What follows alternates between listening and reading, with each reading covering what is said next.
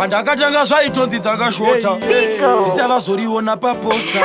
mobsa padanhira costa ndinonzi Buyaka tarira zvondoita ndinozviziva kuti handisi ndega muresi rinenge zama zvimwe ndichapasa nets ekubasa kuimba ndiwo mawex kutoshandisa tsinga uise food plates inzwai mashoko pandowereketa musashore mutumbi kana ndoreketa zviri zvengoma ndinoshereketa kondini ndine mushini ndiri opareta 2020 ndemusikanzwa handinzwi ndoimba ngoma kuti mese munakidzwi pandinovhura hombe ngairumbidzwe mutanzi vangwarire vangaumburudzwe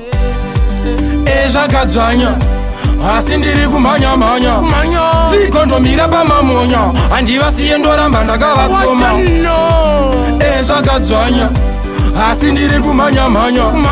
mobstandomira pamamonya handivasiye ndoramba ndakavatsoma ndapota musazobate magetsi kuti vandimise vangatoronga kazheti ona spidi ndakumhanya kunge jeti apa ndine jinja ndakuda kuseta pesi nezvechipowa haisi kiyakiya ndicharamba ndiripo vese ndichivhiya handimbonyutura ndochinja magiya muchadza dzimwe ndandingoma dzandogadzira mitelano Zvakadzvanya asi ndiri kumhanya-mhanya dzikondomira pamamonya handivasiye ndoramba ndakavatsoma Zvakadzvanya asi ndiri kumhanya-mhanya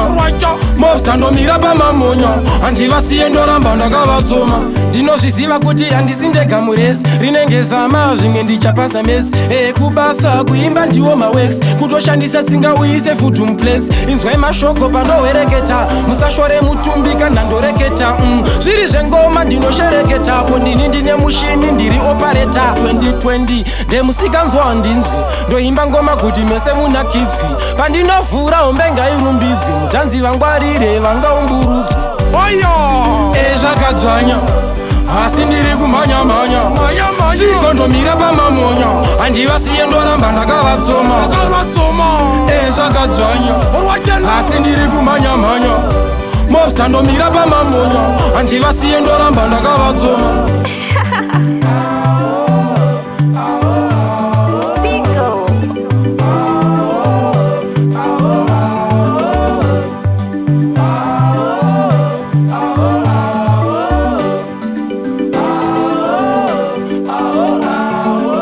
Royal Dynasty.